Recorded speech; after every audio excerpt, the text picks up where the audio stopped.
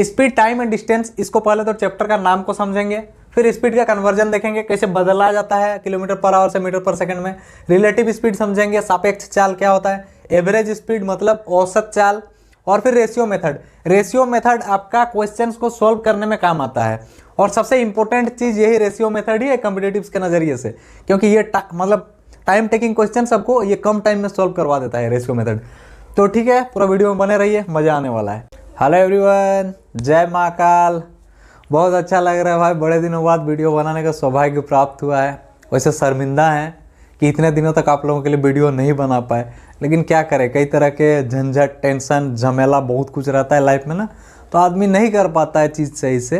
खैर, परेशानियों के बीच से ही तो आगे बढ़ने का प्रेरणा मिलता है। वो कहते हैं ना कि अच्छा हुआ दौरे सफ़र में धूप मिली, अगर छाँव मिलती तो कब के सो गए होते। तो छाँव अच्छा चीज़ नहीं है, सफ़र बहुत सुहाना हो ये अच्छा बात नहीं है। आदमी मतलब आलसी हो जाता है, कोई प्रेरणा नहीं रहता है। चैलेंजेस रहेंगे और उनको रोनते हुए आगे बढ़ने का जो मज़ा है ना, अलग ही किस्म का मज़ा है। तो चलिए आज क्लास को स्टार्ट करते हैं। और आज से कुछ नया होने वाला है। नया ये होने वाला है कि अब से 5-7 मिनट का वीडियो नहीं बनाएंगे। तो अब से क्या करेंगे, नया दौर यही शुरू हो रहा है कि एक चैप्टर लेंगे, उस चैप्टर को पूरा कंप्लीट एक सिंगल वीडियो में पढ़ेंगे। तो चलिए आज का टॉपिक हम लोग का रहेगा स्पीड, टाइम एंड डिस्टेंस, बोले तो चाल, समय और दूरी। तो आइए फिर क्लास को स्टार्ट किया जाए। हम हैं राजदीप कुमार और आप देख रहे हैं कंसेप्टेनमेंट। हाँ, तो देखिए हम लोग इस चैप्टर में कुछ टॉपिक्स पे चर्चा करेंगे। और हाँ, रेड इंक के लिए माफी चाहते हैं, और ब्लैक वाला मेरा खत्म हो गया, इंक खत्म हो गया, मार्केट भी नहीं गए हैं, तो रेड से लिख रहे। क्या फ़र्क पड़ता है, सीखना है ना, पढ़ने के लिए कोई कलर मायने थोड़ा रखता है। भेदभाव नहीं हो जाएगा, डिस्क्रिमिनेशन हो जाएगा फिर तो वो।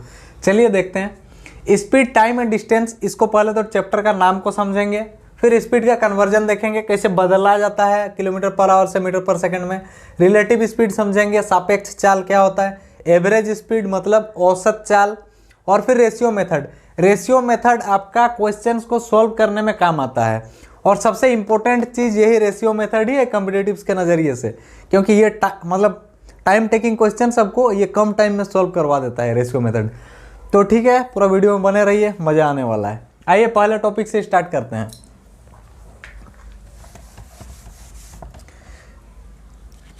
स्पीड, टाइम, डिस्टेंस समझते हैं इसको। हालांकि आप सबको पता होगा, लेकिन फिर भी क्या जाता है, थोड़ा समझा देने में, अगर किसी को नहीं आता है तो क्लियर हो जाएगा।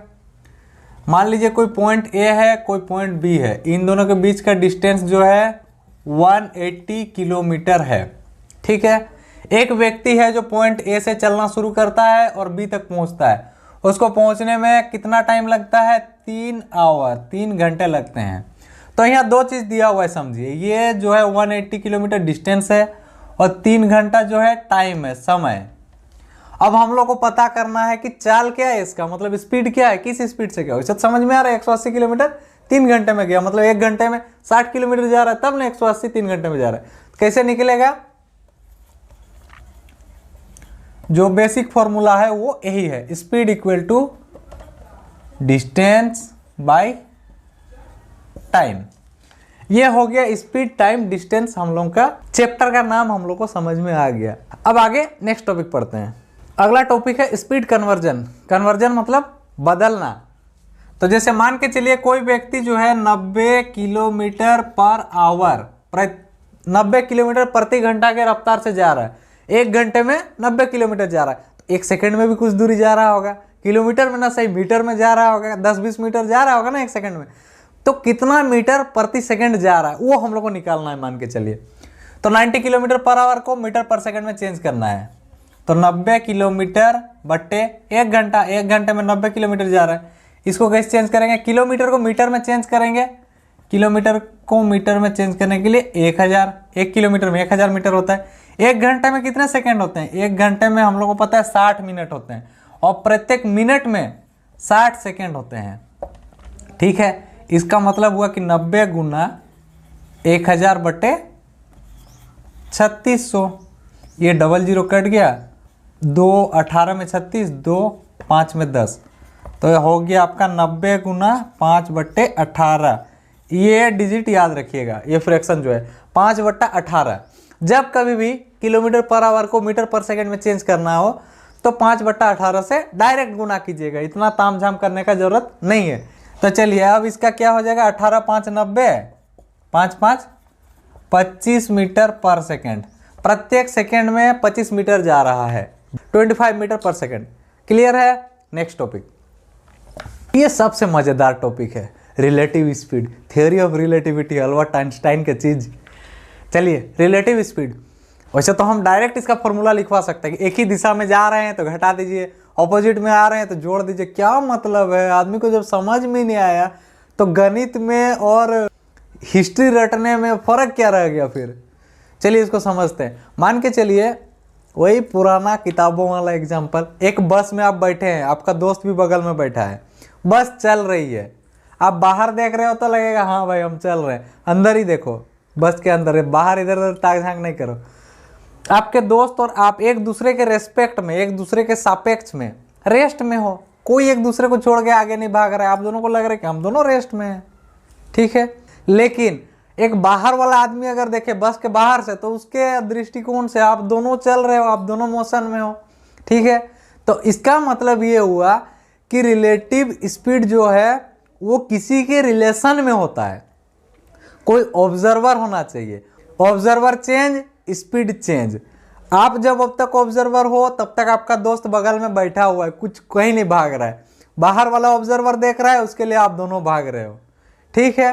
तो ऑब्जर्वर चेंज होगा तो रिलेटिव स्पीड उसके आधार पे चेंज हो जाएगा, पहला बात। दूसरा चीज, ऑब्जर्वर को हमेशा रेस्ट में रखा जाता है, ऑब्जर्वर रेस्ट में रहेगा, भले वो मोशन में है लेकिन ये कंसिडर किया जाएगा कि वो रेस्ट में है, तभी जा करके वो रेस्ट में है और उसको कोई किस स्पीड से क्रॉस कर रहा है वो रिलेटिव स्पीड होगा।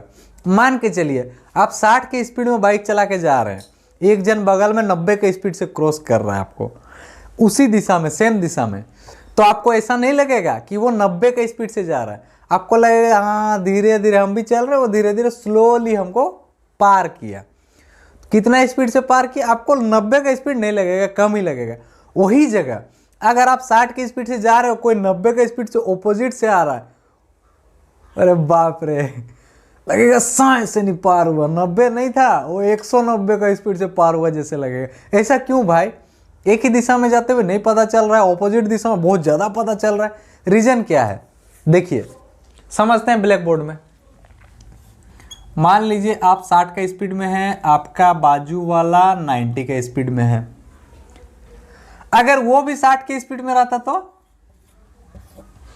आप दोनों एक दूसरे के रेस्पेक्ट में रेस्ट में होता, जमीन को नहीं देखेंगे तो, क्योंकि जमीन एक अलग फ्रेम ऑफ रेफरेंस हो गया। आप बाइक के ऊपर में है, आप बस बाइक को ही देखिए, आपका दोस्त भी 60 में, आप भी 60 में, दोनों बगल बगल में, दोनों एक दूसरे के लिए पूरा रेस्ट, कंप्लीट रेस्ट, शांत है दोनों। लेकिन उसका अगर 60 से जरा सा भी स्पीड पार हुआ तो वो आपको पार करते हुए आगे बढ़ेगा धीरे धीरे। तो यहाँ 60 से कितना स्पीड क्रॉस किया है, 30 ज़्यादा है, तो आपको लगेगा कि मैं स्थिर हूँ और मेरे बगल वाला मुझे 30 की स्पीड से क्रॉस करते हुए आगे जा रहा है। ये है रिलेटिव स्पीड। तो अगर सेम डायरेक्शन में रहे तो क्या हो जाता है, relative speed equal to v2 minus v1। मान लीजिए नेक्स्ट केस, आप 60 के स्पीड से जा रहे हैं, बाजू वाला 90 के स्पीड से ऑपोजिट डायरेक्शन से आ रहा है, गोली की तरह पार होगा, बन से कान के बगल से, कैसा लगेगा, डरावना लगता है ना। तो ये क्या चीज़ है देखिए, जैसे आप मान के चलिए 60 की स्पीड से जा रहे हैं, रोड के किनारे पेड़ लगा हुआ है, वो चल भी नहीं रहा है, स्थिर है, पूरा रेस्ट में है, तब भी वो आपको पीछे 60 की स्पीड से भागता हुआ दिखाई देता है।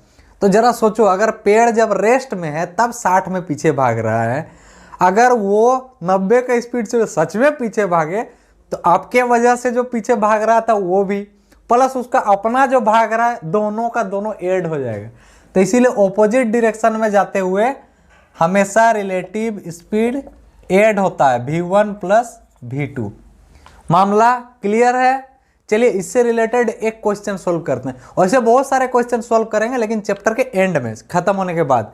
अभी बस एक एग्जांपल, तो देखिए क्वेश्चन दिया हुआ है, 50 kmph मतलब 50 किलोमीटर प्रति घंटे की गति से चलती हुई एक कार के आगे 30 kmph से एक बस जा रही है। यदि कार को बस को पकड़ने में 15 मिनट लगते हैं तो दोनों के बीच दूरी क्या है। अब अगर हम लोग ऐसे समझें, बस भी भाग रहा है, कार भी भाग रहा है, 15 मिनट में वो कितना दूर गया, 15 मिनट में ये कितना दूर गया, ये सारे कैलकुलेशंस को करने में हम लोग पागल हो जाएंगे। सबसे अच्छा तरीका है अल्बर्ट आइंस्टाइन का तरीका, रिलेटिव वेलोसिटी को हम लोग यूज करते हैं। मान के चलिए एक बस है, ये 30 के स्पीड से आगे जा रही है, एक कार है जो 50 के स्पीड से आगे जा रही है। हम क्या बोले थे रिलेटिव वेलोसिटी में, ऑब्जर्वर को स्थिर कर दीजिए, 30 वाला को मान लीजिए स्थिर हो गया, ये रुक गया, ये जा ही नहीं रहा है, तो फिर ये किस स्पीड से जाएगा, जब मतलब इसको जब ऑब्जर्वर मान लिए तो ये उसके रेस्पेक्ट में 20 के स्पीड से आगे बढ़ेगा। क्लियर है, क्योंकि 50 में से अगर 30 हम लोग घटा दें तो कितना होगा, 20 रह जाएगा। अब घटाना जोड़ना ये सब अगर याद नहीं भी रखते हो ना, नॉर्मल दिमाग से भी काम लोगे ना तो भी काम चल जाएगा, क्योंकि फॉर्मूला नहीं चाहिए होता है गणित में। ये 30 के स्पीड से जा रहा है, ये भी अगर 30 के स्पीड से जाए तो दोनों का बीच डिस्टेंस बरकरार रहेगा, दोनों का 30 कैंसिल आउट कर दीजिए, मतलब ये रुक गया और ये 50 वाला 20 के स्पीड से आगे बढ़ेगा। ठीक है, इसको कितना टाइम लगा बोल रहा है पकड़ने में, 15 मिनट लग रहा है, तो इसका रफ्तार कितना है 20 और टाइम कितना लग रहा है 15 मिनट, मतलब 15/60। अगर घंटे में चेंज करें, घंटा में चेंज करना पड़ेगा ना भाई, क्योंकि ये kmph में है तो मिनट के साथ गुना नहीं किया जा सकता है। किलोमीटर प्रति घंटा को क्या हम लोग मिनट से गुना कर सकते हैं, नहीं, उसको घंटा के साथ ही गुना किया जाएगा। तो ये 20 × 60 3 5 15 बराबर 5 किलोमीटर। ठीक है, एक स्टेप में आंसर आएगा रिलेटिव वेलोसिटी के मदद से। चलिए next topic, average speed. Average speed मतलब औसत चाल। एक उदाहरण से समझाते हैं। मान लीजिए आप जमशेदपुर से रांची जा रहे हैं, तो टाटा से रांची के बीच आप एक समान स्पीड बरकरार तो नहीं रख सकते हैं, कहीं आप स्पीड बढ़ाएंगे, कहीं घटाएंगे, कहीं स्पीड ब्रेकर आ गया तो आप 2 किलोमीटर/आवर का स्पीड से जाएंगे, धीरे से पार करेंगे स्पीड ब्रेकर को। कहीं ऐसा नॉर्मल हल्का फुल्का गाड़ी वाड़ी चल रही है, आप 40 50 60 की स्पीड में रहेंगे। वहीं देवड़ी मंदिर के बगल में आपको फ्लाईओवर मिल गया, रोन दिए 120 के स्पीड में, तो स्पीड जो है आपका घटता बढ़ता रहेगा। लेकिन ओवरऑल आप एक खास डिस्टेंस को कवर करने में एक खास समय लगाएंगे। उदाहरण के तौर पे अगर जमशेदपुर से रांची के बीच 150 किलोमीटर का डिस्टेंस है और आपको इसको कवर करने में 3 घंटे लगे, कहीं कम स्पीड रहा कहीं ज़्यादा स्पीड रहा, लेकिन टोटल में आपको 3 घंटा समय लगा, तो हम लोग यही मान के चलेंगे ना कि आप औसतन 3 5 15 50 किलोमीटर/आवर का स्पीड से आप नॉर्मली चले हो। आप एवरेज, आपका टोटल ओवरऑल डिस्टेंस के बीच में एवरेज स्पीड कितना रहा, 50 kmph। बोलने का मतलब यह है कि average speed equal to total distance by total time. ठीक है, अब इससे जुड़ा हुआ एक क्वेश्चन आता है और जिसमें किताबों में केवल फॉर्मूला दे देता है, उस फॉर्मूला का हकीकत बताता नहीं। चलिए आज मैं बताता हूं। मानकर चलिए कि आप किसी 2 बिंदु A और B के बीच जाते टाइम 60 के स्पीड में गए, 60 किलोमीटर/आवर की स्पीड में, और रिटर्न आए 30 किलोमीटर/आवर के स्पीड में, तो आपका एवरेज स्पीड क्या होगा इस पूरे जर्नी के दौरान, A से B जाने और B से A वापस आने में एवरेज स्पीड क्या होगा। सिंपल दिख रहा है, 60 और 30 है, दोनों को जोड़ के बट्टा 2 कर देते हैं। 60 + 30/2 90/2 45। क्या ये सही है? नहीं भाई, ये गलत है, ऐसे सोल्व नहीं होता है। अभी अभी हम लोग पढ़े ना, एवरेज स्पीड मतलब total distance by total time. ठीक है, तो इसमें देखिएगा किताब में दिया रहता है 2xy/x + y। हमको नहीं समझ में आता ये x क्या है y क्या है, मैक्सिमम लोगों को नहीं समझ आता, लेकिन वो पढ़ लेते हैं और बना भी लेते हैं। लेकिन अगर आप समझ जाओ ना तो आपको मजा आएगा बनाने में। चलिए देखते हैं इसको। मान के चलिए A और B के बीच का डिस्टेंस है d, तो एवरेज स्पीड क्या होगा, average speed equal to total distance by total time. तो टोटल डिस्टेंस इसमें कितना है, जाने में d आने में d, टोटल डिस्टेंस हो गया आपका 2d। टोटल टाइम कितना हो जाएगा, जाने के लिए टाइम कितना लगेगा, डिस्टेंस d है और स्पीड 60 है, तो d/60 60। ये जाने का टाइम हुआ, आने का कितना टाइम लगा, d/30 आने का टाइम, ये टोटल डिस्टेंस, ये टोटल टाइम। सॉल्व करते हैं इसको, 2d डिवाइडेड बाई 60 × 30 कर दिया जाए डायरेक्ट, है ना, एलसीएम नहीं निकालते हैं। तो ये कितना हो जाएगा 30d, ये हो जाएगा 60d, 30d plus 60d by 60 × 30 बराबर। चलिए इसको मेंटेन रखिए, 2d, ये नीचे वाला चीज़ ऊपर चला जाएगा, 60 × 30 बटे, अगर हम लोग d को बाहर निकाल दें, दोनों में d है, d को बाहर निकाल दें तो क्या हो जाएगा 30 + 60 अंदर रह जाएगा, 30 + 60 अंदर रह गया, d में से d कैंसिल आउट, क्या निकला 2 × जाने का स्पीड मल्टीप्लाइड बाय आने का स्पीड डिवाइडेड बाय जाने का स्पीड प्लस आने का स्पीड। तो यही है 2xy/x + y, मतलब जाने का एक स्पीड अगर है कहीं और आने का अलग स्पीड है तो 2xy/x + y होता है। और उसको सोल्व ऐसे किया जा सकता है, मतलब उसका वास्तविकता इधर हम बना दिए हैं। तो आज के बाद अगर आप फॉर्मूला भूल गए तो बना लीजिएगा, total distance by total time, निकल जाएगा एवरेज स्पीड। ठीक है, तो फॉर्मूला को याद रखिए वैसे, 2xy/x + y। चलिए नेक्स्ट टॉपिक, रेशियो मेथड से क्वेश्चंस कैसे सॉल्व होते हैं और ये क्या चीज़ है उसको पहले हम लोग समझते हैं। मान के चलिए एक कोई डिस्टेंस दिया हुआ है आपको 20 किलोमीटर का, 20 किलोमीटर का, एक बंदा है वो 4 kmph के स्पीड से जाता है, कितना टाइम लगेगा उसको पहुंचने में, इस कोना से उस कोना तक 4 के स्पीड से जाएगा तो 20 पहुंचने में कितना, 4 × 5 = 20, 5 आवर लगेगा। अगर यही जगह ये 5 kmph से जाएगा तो कितना लगेगा, 5 × 4 में 20 होता है, 4 आवर। इसका मतलब ये हुआ स्पीड जैसे चेंज हुआ टाइम उसका ऑपोजिट चेंज हुआ।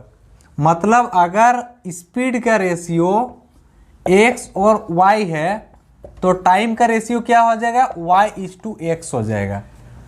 यही है रेशियो मेथड। इससे एक क्वेश्चन बनाएंगे, समझ में आ जाएगा पूरा। देखिए हम बात को रिपीट कर दे रहे हैं, स्पीड जैसे अगर बढ़ा तो टाइम घटेगा, मतलब कोई व्यक्ति ज़्यादा स्पीड में जाएगा तो उसको पहुंचने में कम टाइम लगेगा ना। देखिए क्वेश्चन क्या है, एक आदमी घर से ऑफिस 30 km/h से जाता है तो 10 मिनट लेट हो जाता है उसको पहुंचने में, और अगर 40 km/h से जाता है तो 5 मिनट पहले पहुंच जाता है। तो घर से ऑफिस का दूरी क्या है, 30 के स्पीड से जाता है 10 मिनट लेट हो जाता है, 40 के स्पीड में जाता है तो 5 मिनट पहले पहुंच जाता है। 15 मिनट का डिफरेंस आ रहा है, 5 मिनट पहले पहुंच जा रहा है एक बार 10 मिनट लेट, तो इधर नॉर्मल टाइम से 10 मिनट लेट और नॉर्मल टाइम से 5 मिनट पहले, डिफरेंस 15 मिनट का, इसको समझिएगा। तो ये क्या कर रहा है ये व्यक्ति, इसका मान के चलिए स्पीड, एक बार 30 के स्पीड में जा रहा है, एक बार 40 के स्पीड में जा रहा है। ठीक है, हम लोग क्या पढ़े अभी रेशियो मेथड में, स्पीड का ऑपोजिट होता है टाइम। अगर स्पीड 30 और 40 है तो टाइम का रेशियो क्या रहेगा, 40 यूनिट अगर लग रहा है, 30 के स्पीड में जाने में 40 यूनिट लग रहा है तो 40 के स्पीड में जाने में इसको 30 यूनिट लगेगा। डिफरेंस कितना आ रहा है, 10 यूनिट का डिफरेंस आ रहा है। ठीक है, 10 डिफरेंस है। पहली बार में हो सकता है समझने में अजीब सा लगे, लेकिन उसके बाद आप एक बार पकड़ लोगे ना, आपको गजब तरीके से बनने लगेगा फिर सारा मैथ। 10 यूनिट है तो ओरिजिनल में इन लोगों का कितना टाइम डिस्टेंस हो रहा है, टाइम का डिफरेंस कितना हो रहा है, 10 मिनट लेट और 5 मिनट पहले पहुंच जाने के बीच 15 मिनट का डिफरेंस है। मतलब original difference 15 minute, ratio method के अनुसार डिफरेंस 10 यूनिट, तो 1 यूनिट का वैल्यू 15/10 मतलब 1.5 मिनट। ठीक है, 1 यूनिट का वैल्यू 1.5 मिनट हो रहा है। और इसको, इस व्यक्ति को अगर 30 के स्पीड से जा रहा है तो पहुंचने में 40 यूनिट टाइम लग रहा है। 1 यूनिट का वैल्यू 1.5 मिनट, तो 40 यूनिट लग रहा है इसको 30 के स्पीड से जाने में, तो 40 यूनिट का वैल्यू क्या हो जाएगा, 40 × 1.5 मिनट, 15×4 = 60, मतलब 60 मिनट, मतलब 1 आवर, 1 घंटा लग रहा है। तो डिस्टेंस कितना होगा घर से, डिस्टेंस इक्वल टू क्या होता है, स्पीड इंटू टाइम होता है। स्पीड कितना है 30 के एमपीएच का है, और यहाँ से 40 को कन्वर्ट कर कितना निकाले 1 आवर निकाले, 1 आवर मतलब 30 किलोमीटर का डिफरेंस है। आप यहाँ से नहीं हो रहा है, यहाँ से निकाल लीजिए। 40 के स्पीड में जा रहा है और 30 यूनिट उसका टाइम लग रहा है, तो 30 यूनिट को 15 से गुना कीजिए, फिर 40 से गुना कीजिएगा, लास्टली आपको 30 किलोमीटर ही मिलेगा। ठीक है, तो चलिए आज का क्लास यही ख़त्म करते हैं, बहुत लंबा जा रहा है यार। फिर नेक्स्ट क्लास में इससे जुड़े हुए बहुत सारे क्वेश्चंस बनाएंगे। क्लास का जो समझने समझाने वाला मतलब कहानी ख़त्म हो गया है, अब हम लोग क्वेश्चन बनाएंगे और फिर क्वेश्चन से ज़्यादा क्लियर हो जाएगा चैप्टर। मिलते हैं फिर नेक्स्ट वीडियो में। क्लास कैसा लगा बताइए कमेंट सेक्शन में। वीडियो अच्छा लगा तो लाइक कर दीजिएगा। चैनल पर नए हैं और पढ़ाई करने में मज़ा आ रहा है, चैनल को सब्सक्राइब कर लीजिए। अब रेगुलर रहेगा वीडियो, और आपका मैथमेटिक्स के प्रति रुचि जगाना और समझने सोचने का तरीका पूरी तरीके से बदल देने का जिम्मेदारी हमारा है। बस चैनल से जुड़े रहिएगा। मिलते हैं नेक्स्ट वीडियो में, तब तक के लिए जय हिंद जय भारत।